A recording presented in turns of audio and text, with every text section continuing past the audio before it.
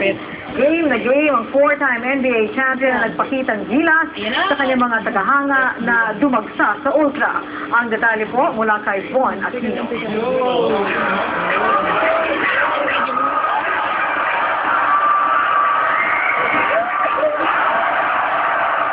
Masiglang bumarap ang four-time NBA champion na si Kobe Bryant sa kanyang ikatlong pagbisita sa Pilipinas. Napuno ng kanyang mga tagahanga ang Wilson Sports Complex kung saan nagpakitang gilas siya sa mga manonood.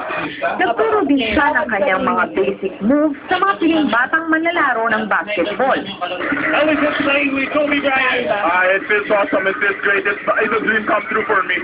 How does Kobe inspire you? In every way, he's my biggest idol and I pattern my game to him.